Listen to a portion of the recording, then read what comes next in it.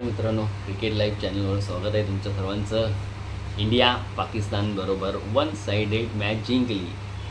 T20 world कपमध्ये 8-1 असा आपला आत्तापर्यंतचा रेकॉर्ड आहे पाकिस्तान बरोबर. मजा आली.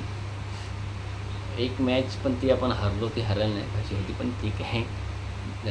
जे 2021मध्ये त्या लोकांनी 154 चेस केले होते इंडिया विरुद्ध 0 विकेट जाऊन. तर त्याच्यावरती उड्या मारत असतात त्या एका मॅचवर, पण तेवढं पण मिळालं नसतं. पण ठीक आहे, चला आपण त्यांना फाळणीच्या वेळेला त्यांना लोन देऊन आपण त्यांचा देश चालवलं, तर एक मॅच द्यायला काय आहे. ठीक आहे, जाऊ दे. चला मस्करी सोडून मॅचवर येऊया. मस्त मॅच झाली. टॉस जिंकून पाकिस्तानने पहिले तर चुकी केली. मला पर्सनली असं वाटलं की त्यांनी पहिली बॅटिंग घ्यायला पाहिजे होती, कारण त्यांची बॅटिंग वीक आहे. चेस करताना त्यांना डिफिकल्ट होणारच होते. इंडिया 150-60 क्रॉस केलं ना, खूप टफ होतं त्यांना. ते पिच पाहता किंवा प्रेशरमध्ये खेळण्याचं त्यांचं जे स्किल आहे ते तेवढं हे नाही. त्यामुळे त्यांनी पहिली बॅटिंगच घ्यायला होती. भले त्यांनी 140, 145, 150 केली असते ना, पण त्याच्यामध्ये पण त्यांना टफ देता आलं असं. कदाचित क्लोज झालीच मॅच, इंडिया जिंकली पण असती, पण 1-साइडेड नाही झाली असते. 18, 19, 20 ओव्हरपर्यंत गेली असती मॅच. तर निर्णय थोडा त्यांचा चुकल्यासारखा मला तरी वाटलं. त्यांनी पहिली बॅटिंगच घ्यायला पाहिजे होती.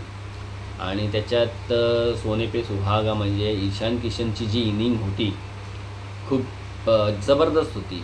रन्स तर कुठला पण प्लेयर करतो, अभिषेक शर्मा करतो अशा पद्धतीने, पण ज्या टाईपचं पिच होतं आणि जे पाकिस्तानचे स्पिनर सध्याच्या फॉर्ममध्ये आहे, त्यांचं स्किल आहे, ते पाहताना एक खूप दिवसांनी खूप जबरदस्त इनिंग होती अशा पिचवर, आणि मोठं ग्राउंड होतं.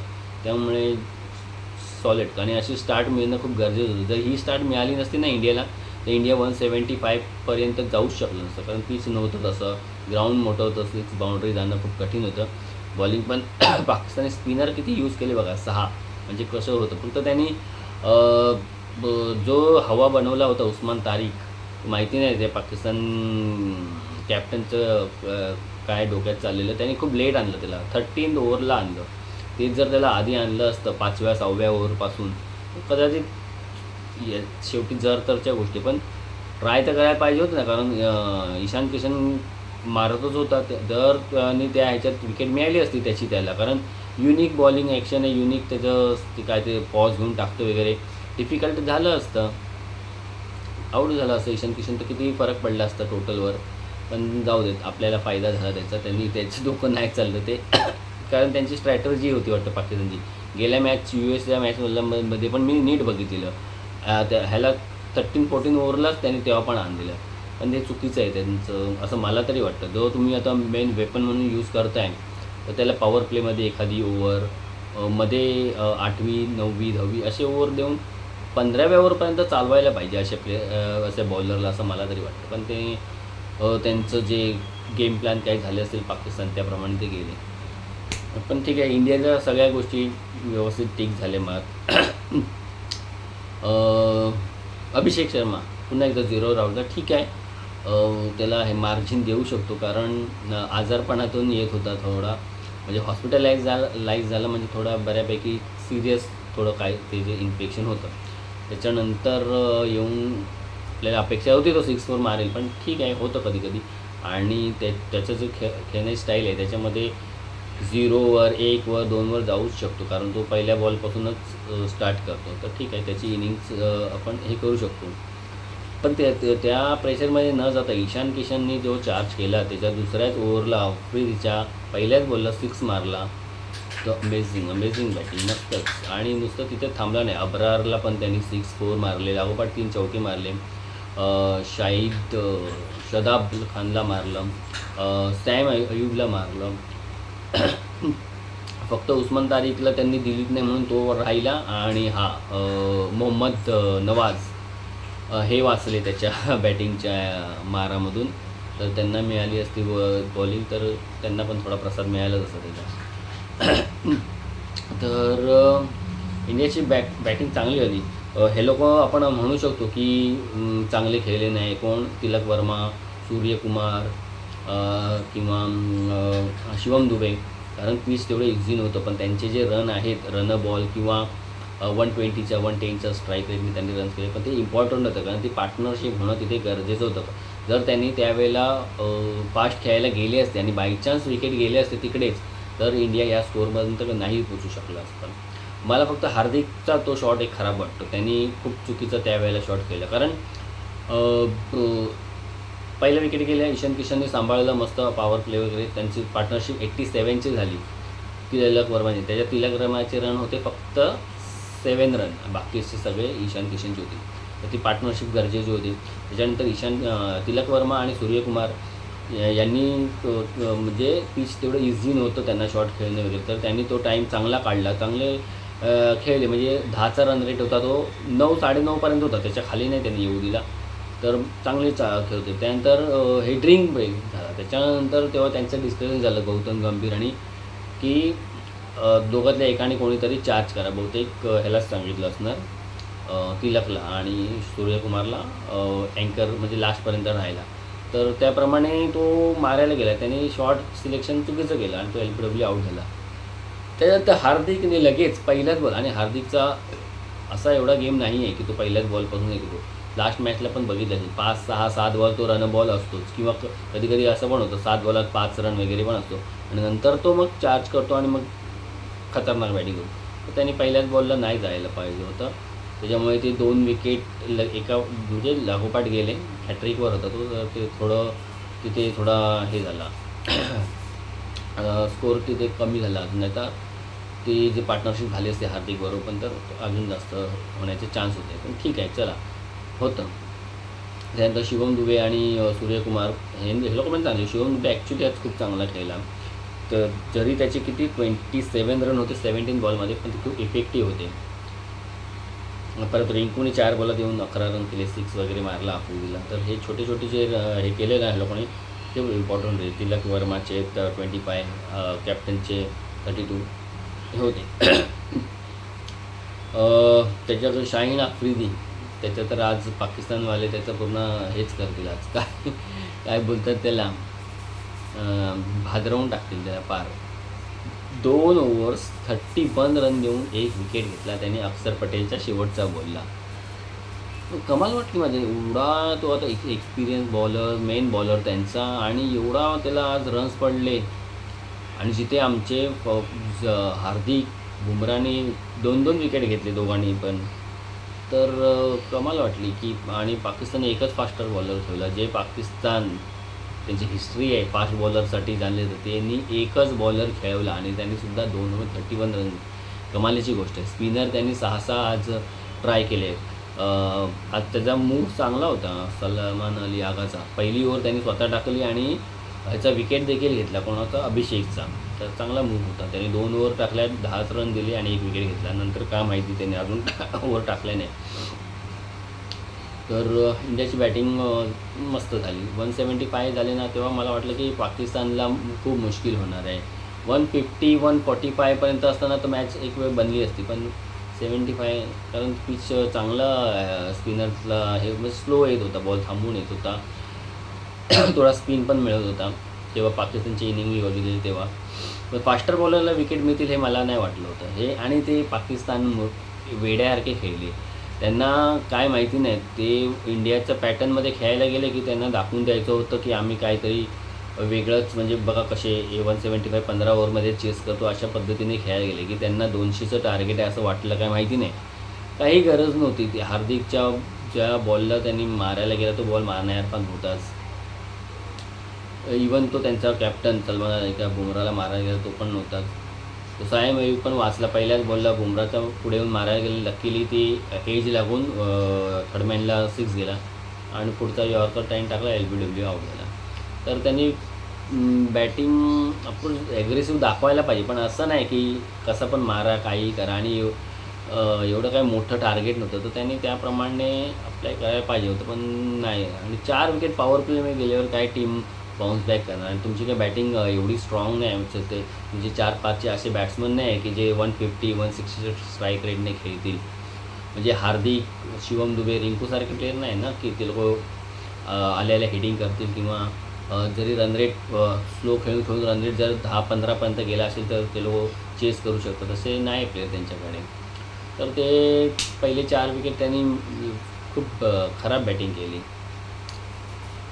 बाबर आझम काय त्याचा गेम आहे का हा, असं हिटिंग करणं, आणि जिथे 3 विकेट गेले आहेत, तू अँकर आहे, तुला याच रोलसाठी बहुतेक त्यांनी तुझं सिलेक्शन केले, तर तू तिकडे स्ट्राईक रोटेट कर ना. तो उस्मान मारत होता चांगला, त्याला स्ट्राईक द्यायची होती. अक्षर पटेलला त्याला वाटला बॉलर आपलाच आहे, लुटलो उसको, गेला लुटायला गेला बोल्ड फालतूमध्ये. म्हणजे बॉल स्ट्रममध्ये बॉल आहे आणि कुठला बॉल कुठे मारतो. झाला तर एवढा मोठा प्लेअर आहे, मी काय त्याला, पण तो बॉल मारण्यासारखा नव्हता. स्ट्राईक रोटेट करायला पाहिजे होती त्यांनी, ते उस्मानलाच मारायला येतो. उस्मान एकटाच त्यांचा तो चांगला आहे, पण तो पण काय एवढा खास नाही. पण आज अंदाधुंदी त्यांनी चांगला काउंटर अटॅक केला, पण त्याला समोरून दुसऱ्या प्लेयरची चांगली साथ नाही मिळाली. त्याने किती रन केले, 44 रन्स केले 34 बॉलमध्ये. शदाब खान त्यावर बॅटिंग करत होता, पण शदाब खान खूप स्ट्रगल करत होता.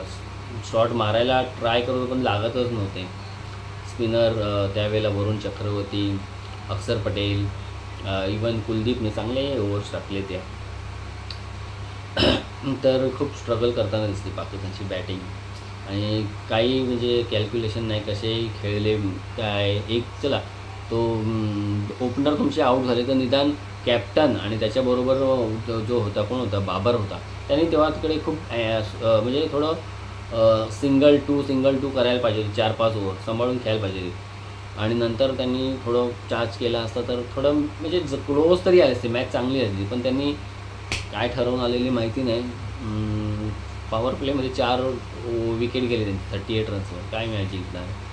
तो उस्मानने थोडंसं हे केलं. शदाब मग आवडत शदाब, तो काय त्याचं नाव, मोहम्मद नवाज, फहीम अशरफ, जो त्यांचा मॅच विनर होता पहिल्या मॅचचा, जी जिंकून दिलेली त्यांनी हरलेली मॅच.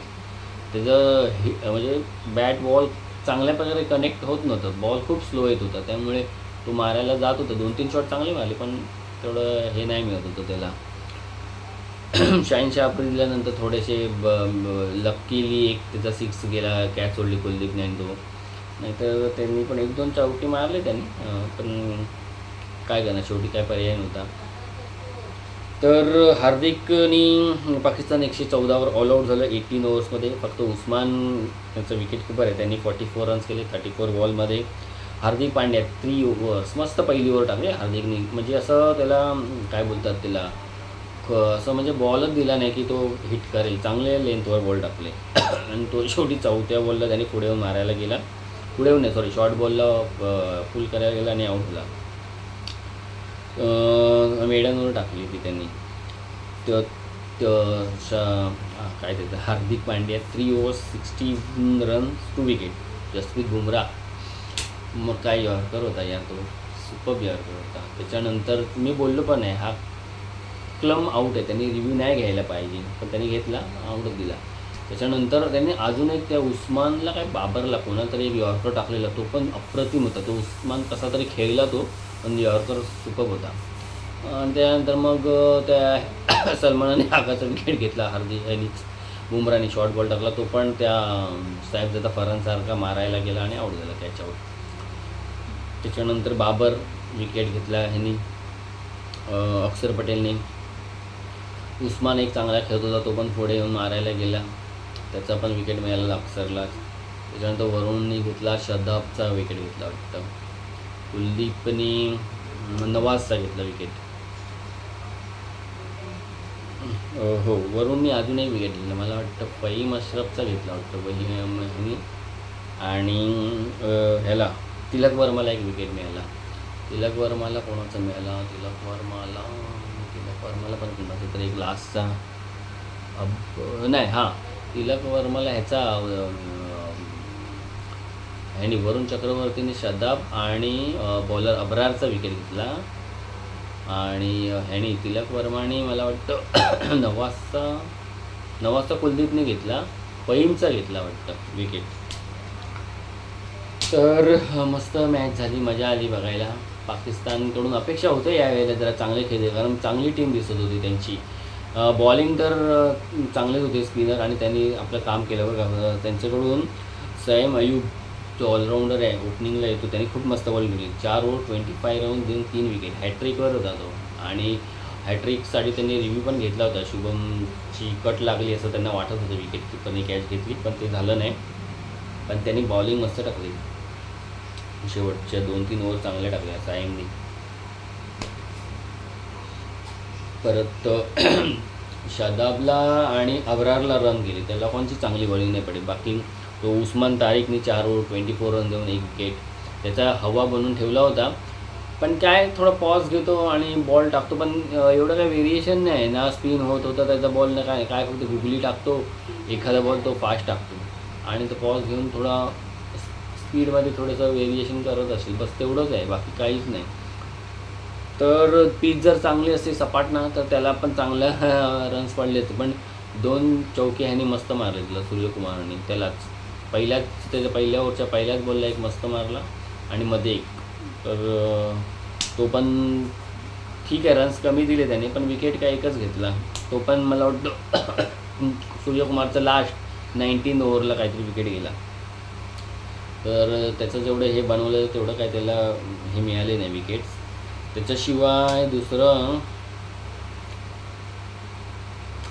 ह्यानी चांगली होती, नवाजनी पण चांगली टाकली, पण त्याला पण वाटतं विकेट नाही मिळाला. तर हां, त्याच्याशिवाय आज अजून 2 मॅच झाल्या. USA आणि नमिबिया आपल्याच ग्रुपमधले होते. USAने केले 199 आणि नमिबियाला त्याने ऑल आऊट केलं 168वर. तर USA won by 31 रन्स. आणि नेपाळ आणि वेस्ट इंडिजची मॅच झाली. तर नेपाळने खूप पहिली मॅच खेळल्याच्यानंतर बाकीची मॅचमध्ये त्यांच्याकडून ज्या अपेक्षा होत्या त्याप्रमाणे खेळले नाही. इंग्लंडला त्यांनी तिकडे 4 रन्सने इंग्लंड जिंकले असं वाटतच होतं की नेपाळ जिंकेल. आणि त्यानंतर नेपाळचं जो त्या दिवशीचं जे स्किल हे बघून असं वाटलं नेपाळ पुढच्या मॅचमध्ये चांगला टफ टाईम देईल बाकीच्या टीमला, पण ते नाही झालं. आज वेस्ट इंडिजबरोबर त्यांनी केले 133वर ऑल आऊट, काय 9 विकेट गेले. वेस्ट इंडिजने एकच विकेटवर पण चेस करून टाकले. तर अशा आज 3 मॅच झाल्या. मजा आली मित्रांनो. इंडिया पाकिस्तानची जी रायव्हलरी कसली आहे ती क्रिकेटमध्ये आता म्हणजे त्या बोलतात खेळाच्या स्तरात नाही दिसत. ही फक्त जी आपली एकंदरीत एक दुश्मनी आहे जी पाकिस्तानबरोबर आपली चालू आहे, त्याच्यामुळे ह्या मॅचला जास्त लोक बघतात किंवा व्ह्युअरशिप आहे जास्त, कारण ते आपली दुश्मनी आहे. आणि त्याच्यामध्ये काही गोष्टी अशा आता चालू होते वर्ल्ड कपला की आम्ही बॉयकॉट करतो, बांगलादेशला घ्या, असं तसं नाही तर असं. त्याच्यामुळे त्या मॅचची हाईप जरा जास्त वाढली आणि म्हणून लोक असे सगळी लोक लांबून लांबून ग्राउंडमध्ये बघायला येतात. आपण टी व्ही समोर बसतो, पण ते त्यांचं पहिल्यासारखी टीम नाही राहिली आहे, पहिल्यासारखं स्किल नाही राहिलं आहे, त्यामुळे मॅचअप नाही होत. तर ते लोक आपल्या जवळ पण नाही येऊ शकत, असं झालं आहे. पण ठीक आहे, बरोबर आपल्याला काय, आपल्याला हरवून तर मजा येते, त्यांची आता मजा घ्यायची. आणि काय 8-1 झालं आहे. आता बघूया उद्या जिकडे तिकडे व्हिडिओमध्ये त्यांचे एक्स प्लेयर वगैरे त्यांची आता कशी काय फजिती करतात ते बघूया. तर मित्रांनो, असंच माझा पण व्हिडिओ तुम्ही लाईक करा, शेअर्स करा आणि सबस्क्राईब करायला विसरू नका. थँक्यू.